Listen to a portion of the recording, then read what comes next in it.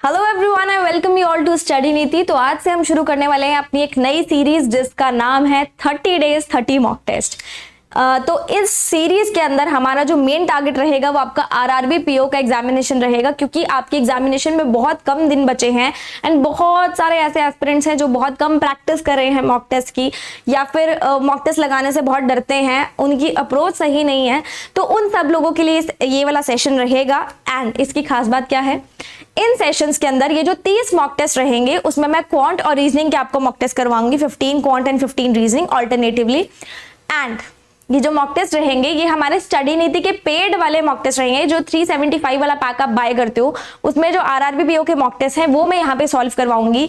तो कंटेंट एकदम top notch है और ये मेरा मकसद इसलिए है क्योंकि जितने भी ऐसे एस्पिरेंट्स हैं जिन्होंने परचेज नहीं किया है, जो अफोर्ड नहीं कर सकते हैं, उन तक मेरा कंटेंट पहुंचे, उनका मॉक टेस्ट का डर निकले और वो मैक्सिमम क्वेश्चंस गिवन टाइमिंग में सॉल्व कर सके, ये मेरा मोटिव रहेगा। तो आप भी जितने एस्पिरेंट्स को जानते हो आप उन तक भी ये सेशन मेरा पहुंचा देना। और ये जो 30 मॉक टेस्ट हमारे रहेंगे, इन सेशंस को अगर आप लोगों ने डेडिकेटेडली कर लिया, डिसिप्लिन के साथ कर लिया, तो मैं आपको श्योरिटी दे सकती हूँ कि जब आप आरआरबी पीओ वाले दिन एग्जामिनेशन में बैठोगे उस टाइम आपको डर नहीं लगेगा। आपको लगेगा कि पेपर वैसा ही आ रहा है जैसे हम लोगों ने मॉक टेस्ट में किया था। ऑल्सो इंटरफेस तो सेम हमारा रहेगा ही रहेगा और आप बिल्कुल कॉन्फिडेंट होकर निकलोगे कि आज मेरा पेपर क्लियर होगा। तो ये मेरा मकसद है और ये मेरा मकसद मैं पूरा करके रहूंगी अगर आप मेरे साथ रहेंगे। तो without any further ado let's get started. तो ऑनलाइन मॉक टेस्ट में जाते हैं। ठीक है, हम लोग ना एडवांस लेवल वाला करेंगे। बिगिनर लेवल थोड़ा सा इजी होता है, आज एडवांस वाला कर लेते हैं। और आरआरबी पीओ प्रीलिम्स, ठीक है, पहला मॉक टेस्ट कर लेते हैं। और ये जो मॉक टेस्ट रहेगा बिल्कुल आपको एग्जाम इंटरफेस, आपका एग्जामिनेशन में ऐसा ही इंटरफेस आता है तो आपको एग्जाम में बिल्कुल भी दिक्कत नहीं होगी क्वेश्चंस को सॉल्व करने की। ठीक है, तो यहां से आपको एकदम प्रैक्टिस हो जाएगी। आप अपना पेन और पेपर मेरे साथ लेके बैठिए ताकि आपको कहीं पे भी दिक्कत ना आए। I am ready to begin. और इसको मैं करने वाली हूं न्यू इंटरफेस में, क्योंकि आरआरबी पीओ हमारा न्यू इंटरफेस में ही आता है। और हम आज क्वांट का सेक्शन पहले करेंगे। ठीक है, तो ये लंच बॉक्सेस आ गए हैं। सबसे पहले देखो, मेरी अप्रोच ये रहती है, सबसे पहले मैं स्पीड बूस्टर टॉपिक्स उठाती हूँ, सिंप्लीफिकेशन, अप्रॉक्सीमेशन, नंबर सीरीज और क्वाड्रेटिक। उसके बाद मैं उठाती हूँ डेटा इंटरप्रिटेशन या केसलेट, और लास्ट में अर्थमेटिक या जो भी क्वेश्चन डेटा सफिशिएंसी के बचते हैं। अगर आपको डीआई थोड़ी सी टफ लगती है तो आप अर्थमेटिक को पहले कर सकते हो, डीआई को बाद में कर सकते हो। ये केसलेट है, ये हम बाद में कर लेते हैं। रॉन्ग नंबर सीरीज है हमारे पास। यहाँ पे देखो, यहाँ पे अगर आप सीरीज को देखोगे तो आपको ये पता चल रहा है कि जो इसके गैप हैं वो बहुत ज्यादा के हैं, या फिर आप बोलो कि ये मल्टीपल्स में, यहाँ से तो मुझे मल्टीपल्स में होते हुए दिख रहे हैं लेकिन आगे जाके गैप उतना नहीं दिख रहा कि मैं इसको मल्टीपल में मान सकूं। तो अगर मैं इसका गैप लेके देखूं, 7 और 26 का हो जाएगा 19, 26 और 26, इसका हो जाएगा कितना 35, इसका हो जाएगा 87, 9, 4, और इसका हो जाएगा कितना 36, 56। तो ये हमारे पास गैप्स आ गए हैं किसके, रॉन्ग नंबर सीरीज के। अब गैप्स तो हमारे पास आ गए हैं, लेकिन आप इसमें देखो, गैप में देख के मुझे कुछ भी यहाँ पे पता नहीं चल रहा, तो आप गैप का गैप भी लेके देख सकते हो। अगर मैं गैप का गैप यहाँ पे लूँ तो 19 और 26 का आ जाएगा 7, 26 और 35 का आ जाएगा कितना 9, 7 और 9, फिर आगे कितना आता है 14 आता है, फिर आगे कितना आता है 7 आता है। तो गैप का गैप तो जस्टिफाई नहीं कर रहा, लेकिन मुझे यहाँ पे ये दिख रहा है कि 49 तो 7 का स्क्वायर होता है, और 5 का स्क्वायर होता है 25, 6 का स्क्वायर होता है 36, और मुझे किसी का स्क्वायर नहीं दिख रहा। 4 का स्क्वायर होता है कितना 16 होता है। तो मुझे इतना सा दिख रहा है कि ये स्क्वायर के आसपास कहीं खेल रहे हैं। अगर मैं थोड़ा सा और इसको एक्सप्लोर करूं तो यहाँ पे देखो, 3 का स्क्वायर प्लस मुझे 10 दिखा, 9 + 10 = 19, 4 का स्क्वायर प्लस मुझे 10 दिखा, 16 + 10 = मेरे को 19, 26, 35 देख के ये लगा कि ये 9, 16 और 25 प्लस प्लस प्लस प्लस 10 कर देंगे तो आ जाएगा। 5 का स्क्वायर प्लस 10 दिख रहा है, तो जाहिर सी बात है यहाँ पे 6 का स्क्वायर प्लस 10 आना चाहिए, और यहाँ पे 7 का स्क्वायर प्लस 10 आना चाहिए, यानी कि यहाँ पे आ जाएगा 46 और यहाँ पे आ जाएगा 59, ये आना चाहिए। ठीक है, गड़बड़ किस में है 49 में, गड़बड़ किस में है, 49 में, और 49 किसके गैप में लेके आ रहा है, देखो ये दोनों डिजिट गड़बड़ आ रही है ना, इन दोनों का कॉमन पॉइंट 136 है ना, तो 136 इज द रॉन्ग डिजिट, उसकी जगह क्या आना चाहिए वो आप देख लो, ठीक है। तो यहाँ पे स्क्वायर मेरे को दिखे और स्क्वायर से उसको मैंने आगे निकाल लिया, क्योंकि और मुझे कोई यहाँ पे दिख नहीं रहा था, ना तो मल्टीपल लग रहे थे ना तो गैप का गैप लग रहा था, ठीक है, समझ में आई। नेक्स्ट क्वेश्चन पे चले। ये जो स्क्वायर्स वाली चीजें होती है ना, ये एग्जामिनर फेवरेट टॉपिक्स में आती हैं, ये पक्का पक्का एग्जामिनर आपसे पूछता ही पूछता है, ठीक है। तो 136 हमारा रॉन्ग आंसर था। उसके बाद देख लो 287, 359 बहुत पास पास के डिजिट्स हैं, लेकिन अगर इन डिजिट्स को आप थोड़ा सा ध्यान से देखोगे तो आपको यहां पे ना स्क्वायर दिख रहे होंगे। 289 होता है, 1369 होता है, 961 होता है, 841 होता है, ठीक है, ये मुझे स्क्वायर दिख रहे हैं। 27 का होता है देखते जाओ, 31, तो आपको यहाँ पे 27 का नहीं, ये 17 का, सॉरी 17 का होता है। तो आपको यहाँ पे वेराइटी ऑफ स्क्वायर्स आपको यहाँ पे दिख रहे हैं। सबसे पहले मेरे को दिखा 17 का स्क्वायर, फिर मेरे को दिखा यहाँ पे किसका, ये आ जाएगा 841, ये हो जाएगा 29 का स्क्वायर, ये हो जाएगा 31 का स्क्वायर, और ये हो जाएगा 33 का स्क्वायर। ये मेरे को क्या दिखी, सारे के सारे प्राइम नंबर दिखे, सारे के सारे प्राइम नंबर दिखे। और अगर मेरे को प्राइम नंबर दिख रहे हैं तो यहाँ पे क्या होना चाहिए था, यहाँ पे 17 के बाद प्राइम नंबर कौन सा आता है, 19, और 19 के बाद मेरे पास प्राइम नंबर कौन सा आता है, 23, और कोई प्राइम नंबर नहीं आता। तो 19 का स्क्वायर और 23 का स्क्वायर होना चाहिए था यहाँ पे। अगर मैं 19 के स्क्वायर की बात करूं तो 361 होता है ना, और 23 के स्क्वायर की बात करूं तो ये होता है कितना, 476 होता है क्या, 9 होगा ना, जस्ट वेट अ सेकेंड, ये हो जाएगा 23 का स्क्वायर हमें लगाना ना यहाँ पे, तो ये कितना हो जाएगा, 0904,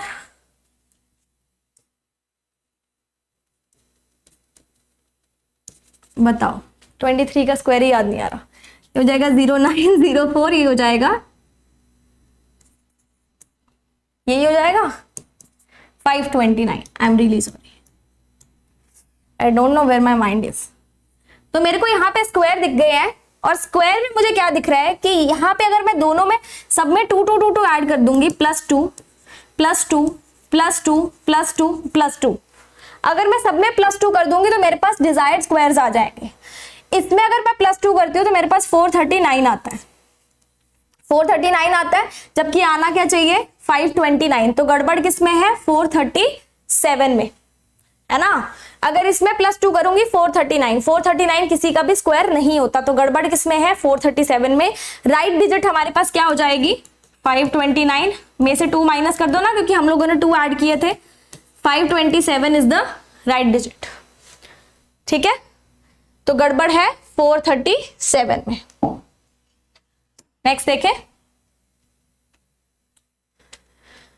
48, 120, 420, यहां पे देखो मल्टीपल्स में दिख रहे हैं क्योंकि गैप बहुत ज्यादा है।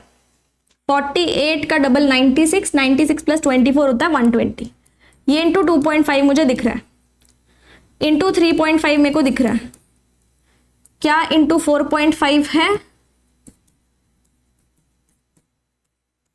इंटू 4.5 ये तो नहीं है, 1890 होना चाहिए था, तो फिर यानी कि ये भी गड़बड़ होगा। ये सही हो सकता है, इंटू 5.5 इंटू 6.5, अगर ये सही है तो फिर इसमें गड़बड़ है। अगर मैं 6 से कर दूंगी तो ये कितना बन जाएगा, 6 5 = 30, 6 9 = 54, 6 3 = 18, 18 और 5 कितना हो जाएगा,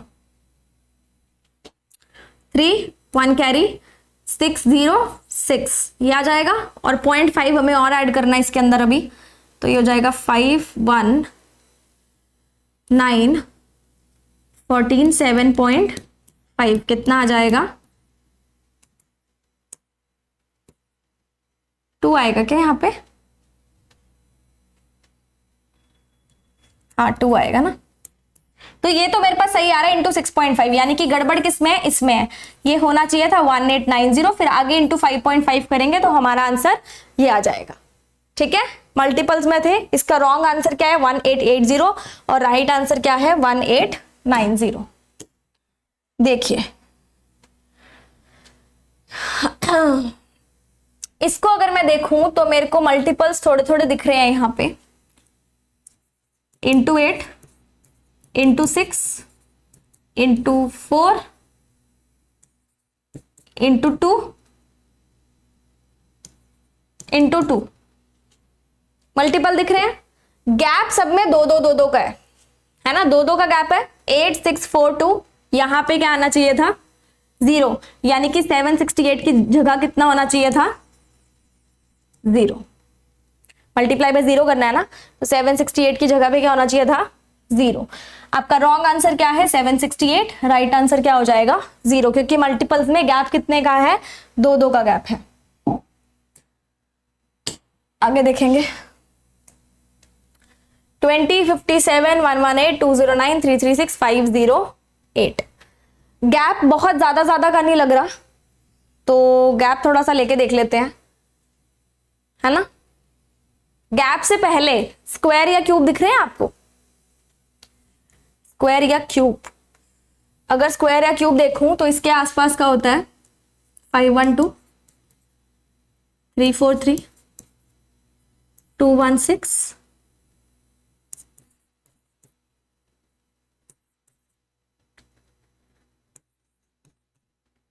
ये होता है ना क्यूब, इसके आसपास के सब लाइन में लगे हैं। देखो अब यहां से मेरे को क्या दिखा,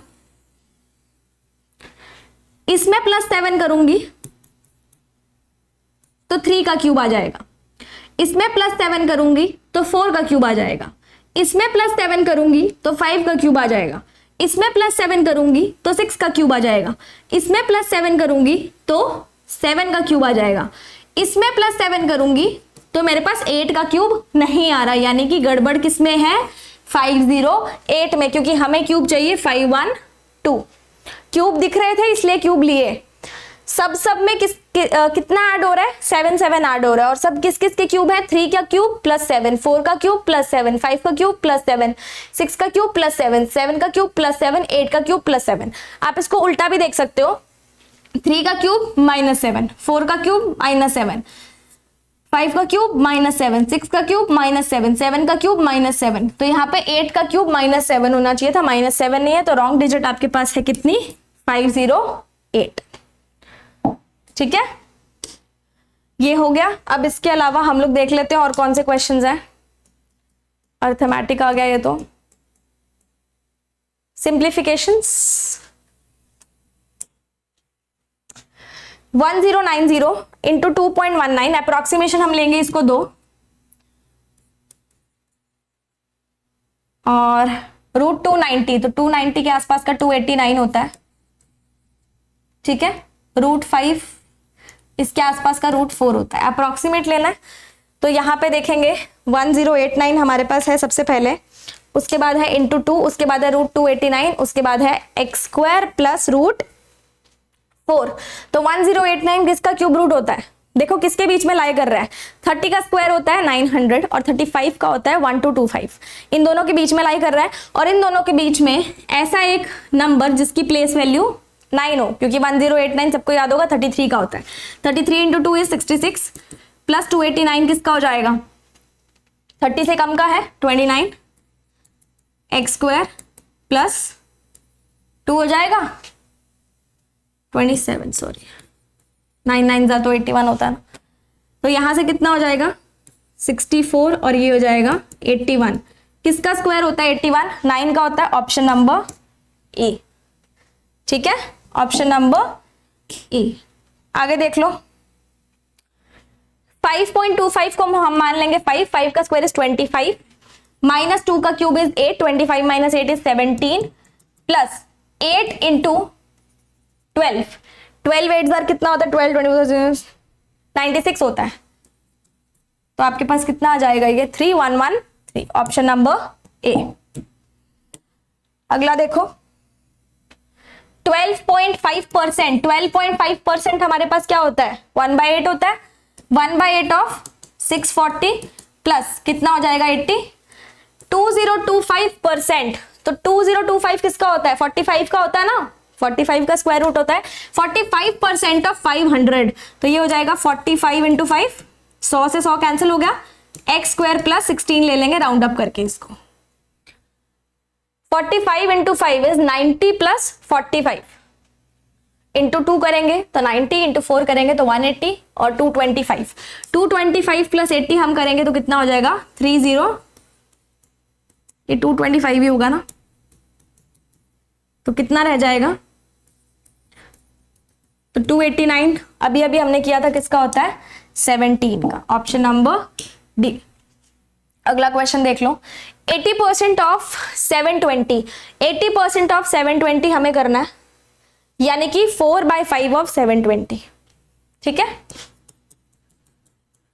माइनस 35% ऑफ 400 करना है, 0 से 0 कैंसिल, 35 इंटू 4 यानी कि double, half into double, 70 into 2 कितना हो जाएगा 140, ये हो जाएगा 144। 144 इंटू 4 कितना होता है, 4 4 जार 16, 576 माइनस 140, ये हो जाएगा 634, 634, ठीक है। मैंने कैसे किया था इसको, 35% ऑफ 400 था, तो परसेंट से 100 काट दिया, इंटू 4, इसको डबल कर दो, इसको हाफ कर दो, बात तो एक ही है। 35 इंटू 4 भी 140 होता है और 70 इंटू 2 भी 140 होता है, और 80% को मैंने 4/5 लिया। आप 8 इंटू 720 भी कर सकते थे, 0 से 0 कैंसिल करके। आगे देखो, 35% ऑफ 1200, तो 35 इंटू 12 हो जाएगा, हाफ इंटू डबल करोगे 7 इंटू 6 इज 420। उसके बाद देखो, इसको मैंने किया डबल, इसको मैंने किया हाफ। कभी भी 5 का हो और इवन हो तो हाफ इंटू डबल का रूल यहां पे लग सकता है। 64 इंटू 75 करना है, माइनस 4020। देखो इसको कैसे कर सकते हैं, 64 इंटू 75, आपको पता है 75% क्या होता है 3/4, फ्रैक्शन पता है, 75% होता है 3/4। आप क्या करो, ऐसे कर सकते हो, ऐसे। 75% कितना होता है 3/4, 3/4 से कर लो, सिंप्लीफाई हो जाएगा। 14 3 जार कितना होता है 42, तो यहां पे कितना आ जाएगा,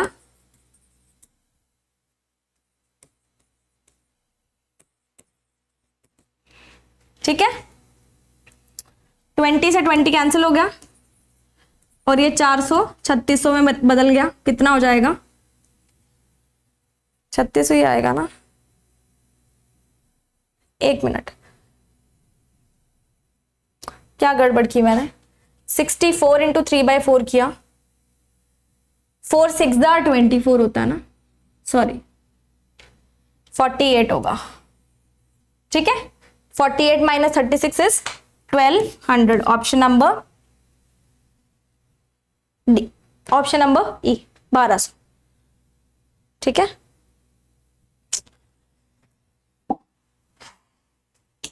आगे देख लो, 24 का स्क्वायर 576 होता है, प्लस 70 का स्क्वायर प्लस 12360 माइनस 35 का स्क्वायर इज 3 4 जार 12, 1225, यही आएगा, और इसको राउंड अप करके 1 ले लो, ठीक है। ये हमारे पास कितना आ गया 4900, तो 6 0 6 और 1 7, 7 माइनस 5 इज 0 ही ले लो क्योंकि 1 में है ना सभी। 7 माइनस 5 इज कितना हो गया, एक मिनट, 6 माइनस 5 इज 1, उसके बाद 7, 7 प्लस 6 इज 13, 13 माइनस 2 इज 11। क्या लिखा मैंने ये, just wait for a second. 576 plus 70 का स्क्वायर इज 4900, मेरे को खुद की राइटिंग समझ में नहीं आ रही। 34 का स्क्वायर करना है ना, 34 का स्क्वायर ही गलत लिख दिया मैंने।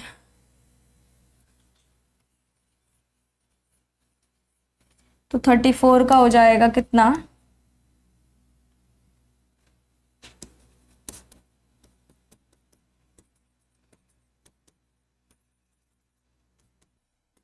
गलत लिख दिया था ना, 35 का नहीं हो सकता क्योंकि 2 था, 34 का लिखना था। तो 6 माइनस 6 इज 0। देख लेते हैं आसपास का कौन सा आता है। 7 plus 6 is 13, 13 minus 5 is 8, 5 plus 9 is 14, 14 plus 3 is 17, 17 minus 1 is 16, 1 carry, 4 plus 2 is 6, 6 minus 1 is 5 plus 1 carry था 6, तो 6680 आना चाहिए कहीं पे, और 6680 इसी में आ रहा है, तो दिस मस्ट बी आंसर। ठीक है, सिर्फ प्लस माइनस था। आगे देख लेते हैं। ओके 34,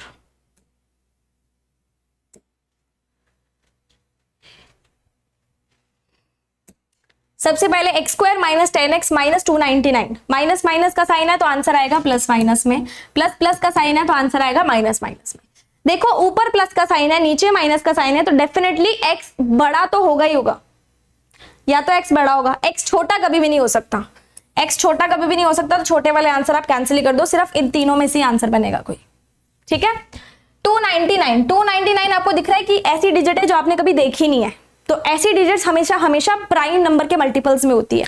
प्राइम नंबर अगर आप 13 से शुरू करके देखो, क्योंकि 7 4 are 7 से नहीं जा रहा, 13 से शुरू करके देखो आप इसको, तो 13 2 are 26 हो जाएगा, और 13 3 are 39 हो जाएगा, तो 13 इंटू 23 है, और दोनों का डिफरेंस लेंगे तो 10 आएगा।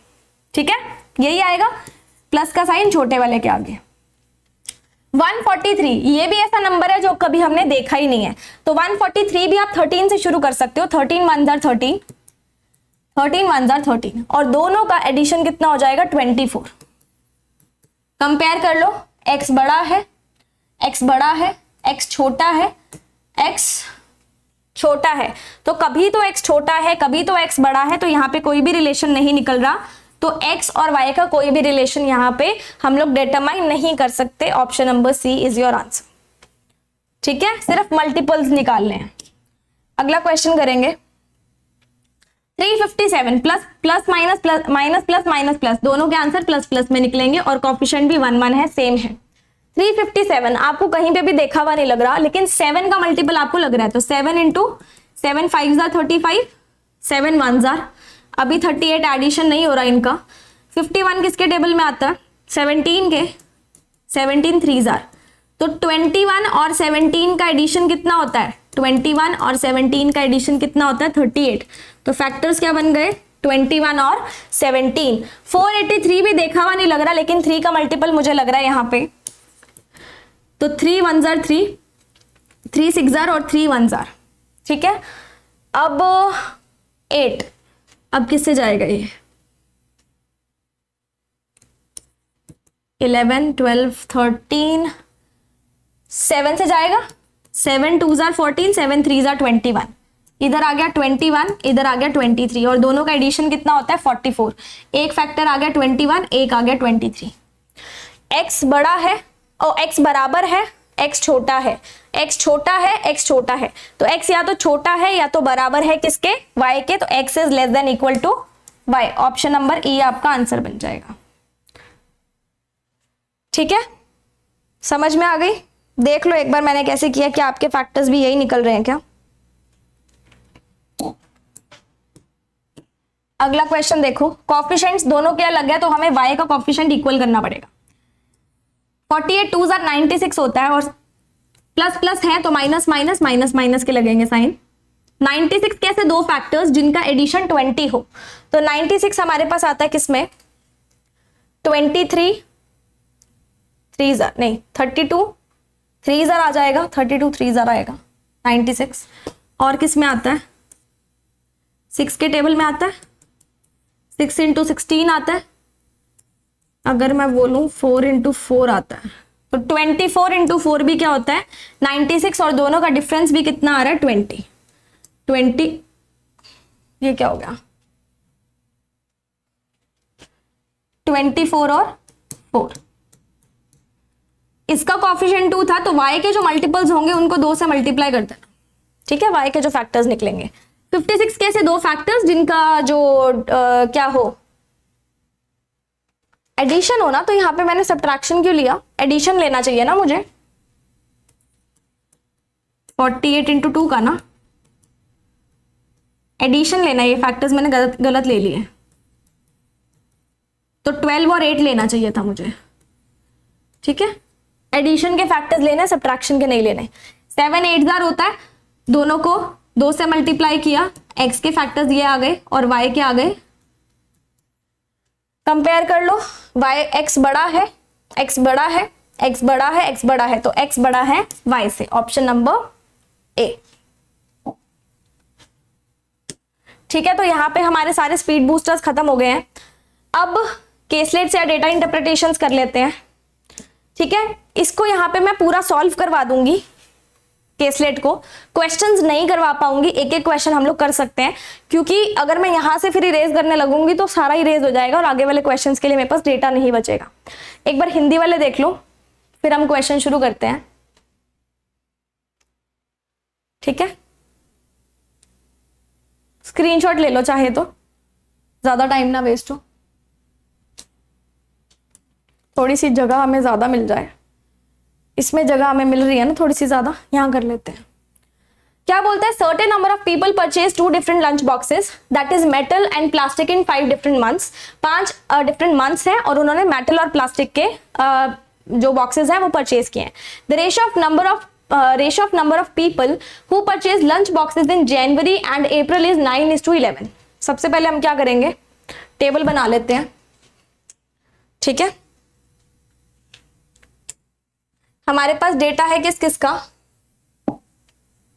5 डिफरेंट मंथ्स,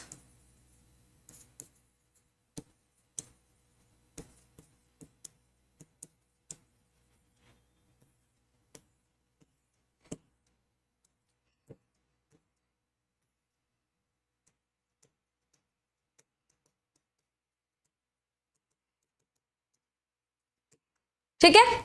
अब वो बोलता है क्या कि जो टोटल लंच बॉक्सेस हमने जनवरी और अप्रैल में परचेज किए हैं वो 9:11 के रेशो में है। 9:11 जनवरी और अप्रैल, तो ये 9x हो जाएगा और ये 11x हो जाएगा, ठीक है। आगे बोलता है और जो लंच बॉक्सेस फरवरी और मार्च में है वो 2:1 है, तो 2y और y, क्योंकि x नहीं ले सकते। The number of people who purchase lunch boxes in January and May is 37.5 and 11.11% less than that of February, and 1/8 of the number of people who purchased lunch boxes in May is 80। मई में जितने lunch boxes लोगों ने purchase किए हैं, total का 1/8 कितना है, 80, तो टोटल कितना हो जाएगा 80 इंटू 8 दैट इज 640। तो मई के लंच बॉक्सेस हमारे पास आ गए 640, और यहां पे उसने बोला था कि जनवरी के जो है वो 37.5% कम है। 37.5% होता है 3/8, फ्रैक्शन सबको आती है, तो 640 से 37.5% कम है। 3/8 कम का मतलब क्या हुआ कि इसका वो 5/8 है, टोटल में से जो कम है उसको घटाया, कितना आया, टोटल हमेशा फ्रैक्शन में लेते हैं 1 को और परसेंटेज में लेते हैं 100 को, तो यहाँ पे 1 - 3/8 मतलब इसका 5/8 हो गया। आप सीधा इसका 3/8 निकाल के उसमें से माइनस करोगे तो भी यही आंसर आएगा। कितना हो जाएगा 8,000, तो ये आ जाएगा 400, जनवरी का 400 आएगा। एक मिनट, कुछ गड़बड़ किया क्या मैंने। The number of people who purchased lunch boxes in January is 37.5% less than that of February। अच्छा, फेब्रवरी से कम है, सॉरी फेब्रवरी से कम है, गलत कर दिया ना ये मैंने, ये फेब्रवरी से कम है। एंड 11 मई का उसने बताया, मई का हमें डेटा बताया, मई का है 11.11% कम है फेब्रवरी से, तो 11.11% मतलब 1/9, और अगर 1/9 कम है तो यानी कि फेब्रवरी का वो 8/9 के बराबर है, ठीक है। ये जो डिजिट है 640, ये फेब्रवरी का 8/9 है, ठीक है। तो फेब्रवरी का कितना आ जाएगा 720, इसकी वैल्यू थी 2y, तो मार्च का कितना हो जाएगा, y की वैल्यू आ जाएगी 360। समझ में आ गया। और जनवरी का उसने बोला था कि फेब्रवरी का कितना है 5/8, तो फेब्रवरी यानी कि 720 का 5/8, 90 into 5 is 450। और अगर 9x की वैल्यू 450 है तो x की वैल्यू हुई 50, तो 11x की कितनी आ जाएगी 550। टोटल लंच बॉक्सेस हमारे पास निकल गए। Ratio of number of people who purchase metal to plastic lunch boxes in January and February together is 5:4, यानी कि इन दोनों का कॉम्बिनेशन और इन दोनों का कॉम्बिनेशन है 5 और 4 के रेशो में। ठीक है, हमें टोटल पता है कितना है इनका 70 और 1170, और रेशो हमारे पास कितना है 5:4। टोटल को रेशो के टोटल से डिवाइड करोगे, एक की वैल्यू आपके पास आएगी, एक की आ गई तो 5 की कितनी आ जाएगी 650। इन दोनों का टोटल 650 हो गया, और 13 4 जार कितना होता है 52, 520 इन दोनों की वैल्यू आ गई। ठीक है, आगे देखो, ratio of number of people who purchase metal to plastic in March and April is 4:5 and 4:7। March में है कितना 4:5, 360 को 4:5 में डिवाइड कर दो, टोटल को रेशो के टोटल से डिवाइड किया, एक की वैल्यू मेरे पास आ गई कितनी 40, 4 की आ जाएगी 160 और 5 की आ जाएगी 200। सिमिलरली 4:7 किस में है अप्रैल में, तो 4:7 है, टोटल को रेशो के टोटल से डिवाइड किया, एक की वैल्यू आई 50, 50 तो 4 की आ जाएगी 200 और 7 की आ जाएगी 350। आगे बोलता है the ratio of number of people who purchase metal to plastic in May is 7:9।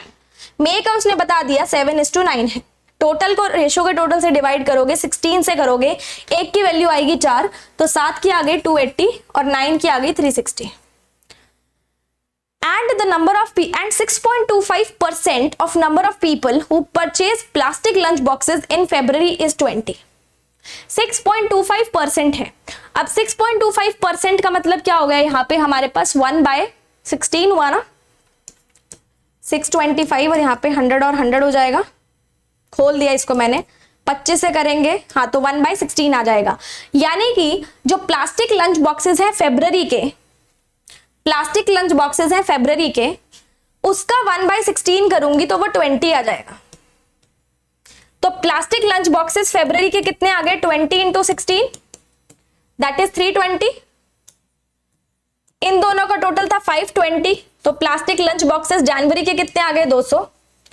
इन दोनों का टोटल था 450, तो ये आ गया 250, और इन दोनों का टोटल था कितना 720, तो ये आ गया 400, और यहां से भी इन दोनों का टोटल 650 मैंने मैच कर लिया। ये मेरी केसलेट पूरी हो गई। ठीक है, यहाँ पे सिर्फ और सिर्फ ये केसलेट रेशियो प्रोपोर्शन या फिर परसेंटेज पे बेस थी। आई होप आपको इसको सॉल्व करने में दिक्कत नहीं आई होगी, आपने भी इसको ऐसे ही सॉल्व किया होगा जैसे मैंने किया है। हो सकता है एक दो कैलकुलेशन इधर उधर हो जाए, लेकिन इसको सॉल्व करने का तरीका यही है, और एक बार केसलेट बन गई तो फिर इसके आगे वाले क्वेश्चन हम इजिली कर सकते हैं। केसलेट देख लो, क्वेश्चन आप खुद कर लेना। ठीक है, क्वेश्चन मैं आपको दिखा दूं, आंसर मैच कर लो अपना। चले मैं क्वेश्चंस दिखा देती हूँ, फटाफट से स्क्रीनशॉट ले लेना, हमारे पास टाइम बहुत कम बचा है, फिर बाकी क्वेश्चंस हो नहीं पाएंगे। This is the first question, इसको बाद में सॉल्व कर लेना।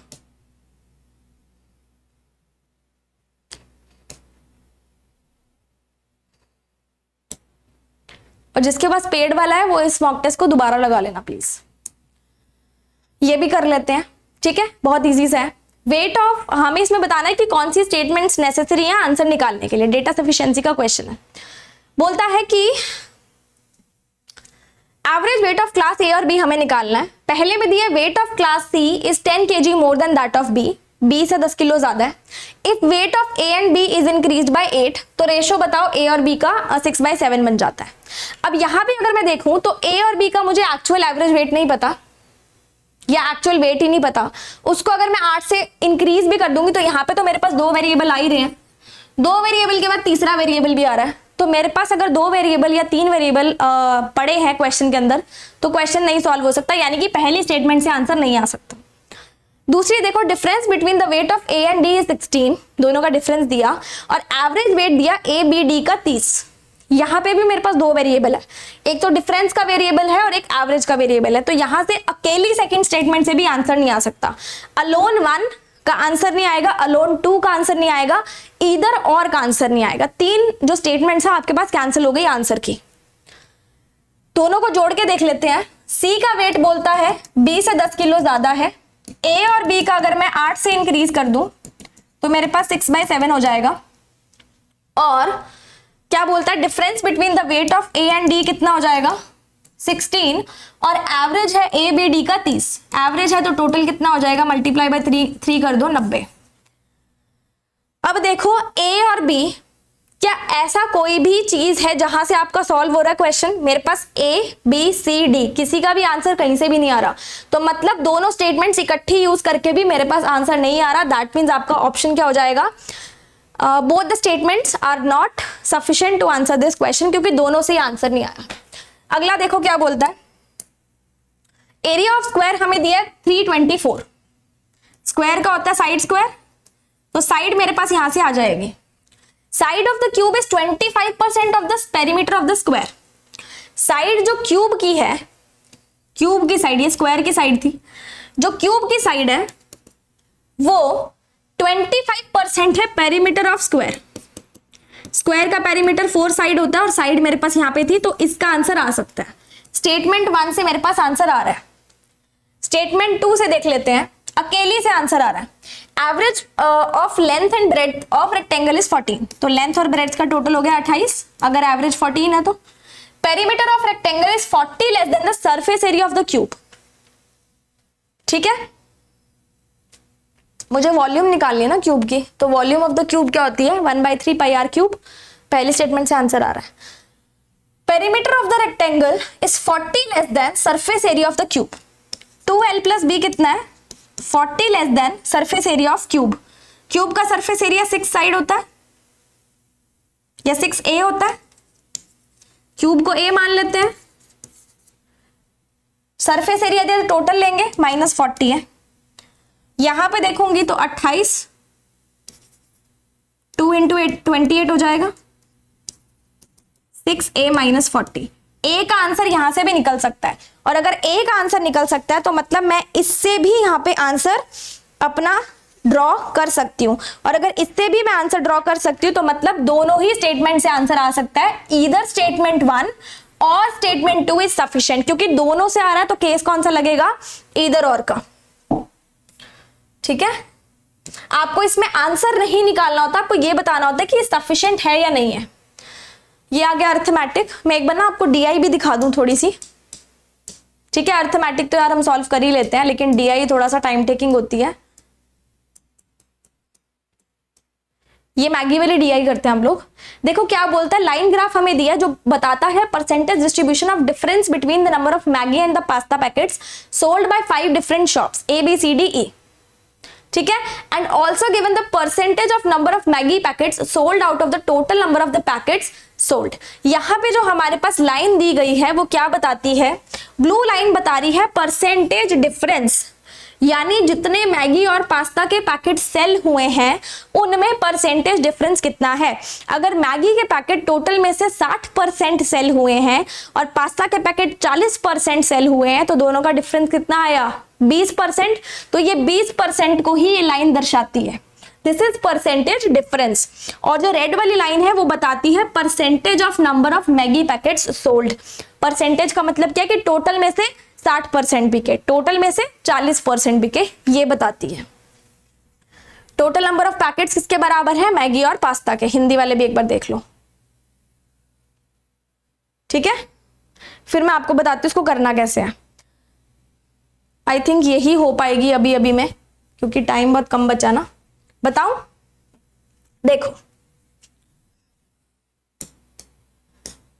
कहीं तो जगह मिल जाए।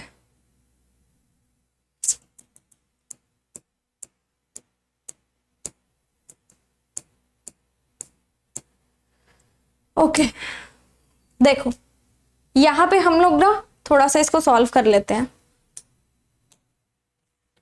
हमारे पास जो लाइन बता रही है वो क्या बता रही है,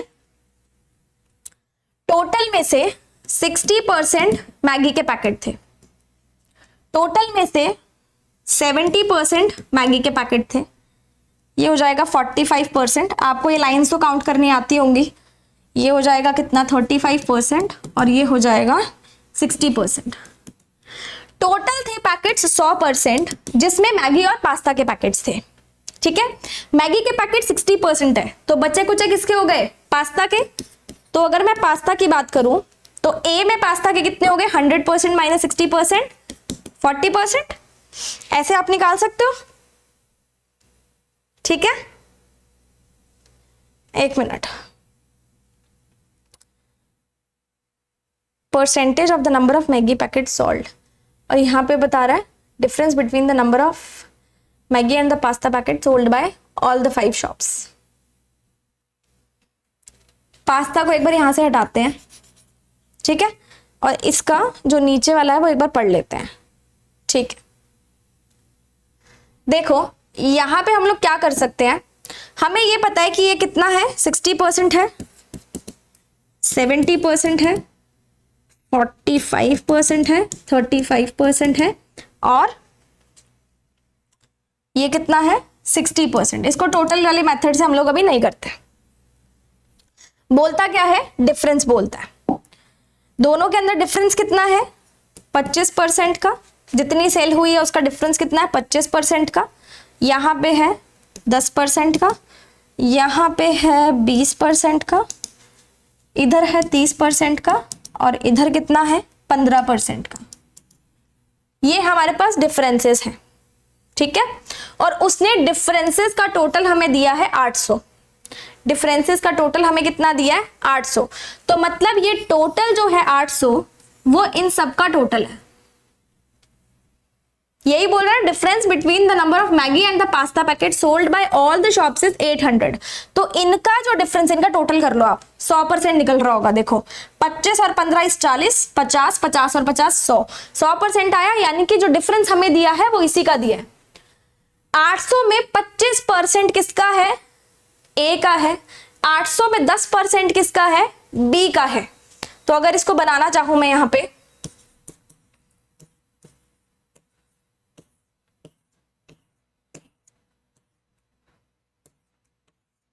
डिफरेंस, ठीक है, तो 800 का 25%, 1/4 कितना हो गया, 200।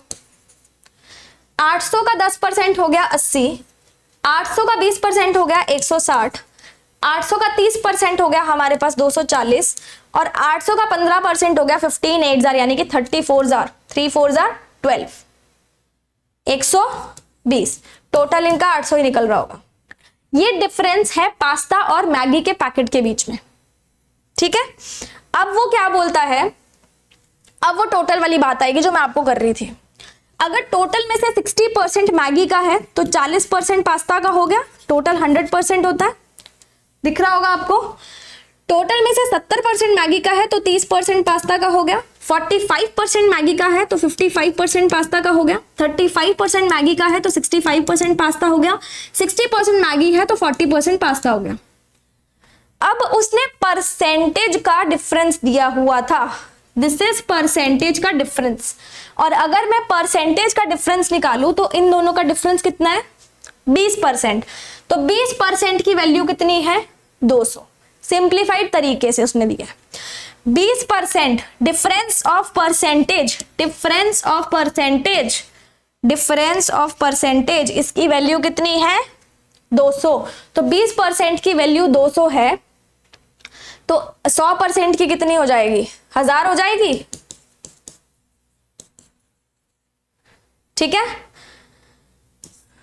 मैगी पास्ता 100% की वैल्यू 1000 हो जाएगी, 60% की वैल्यू 600 और 40% की value 400।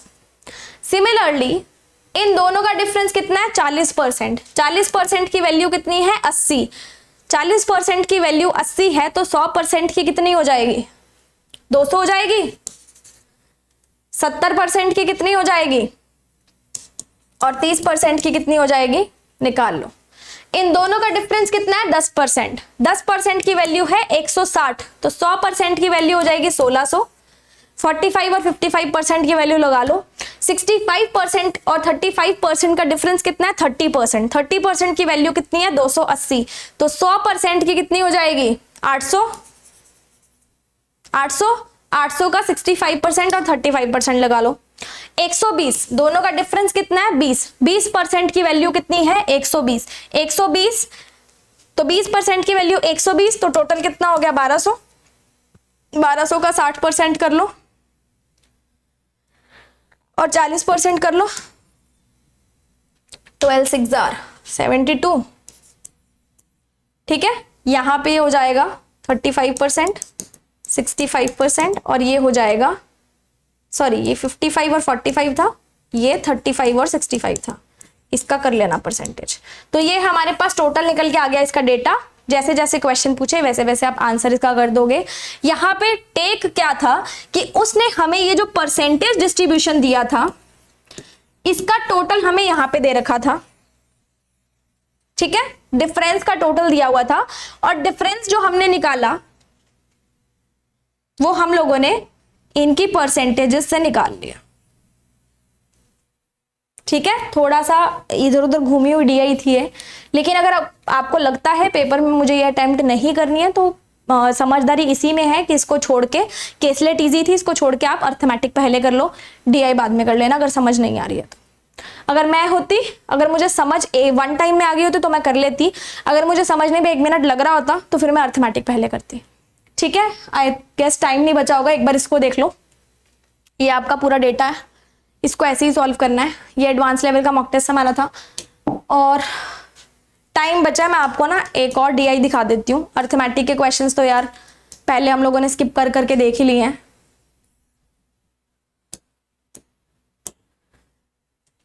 Percentage distribution of total number of people who order chicken lollipops, ये टोटल का है।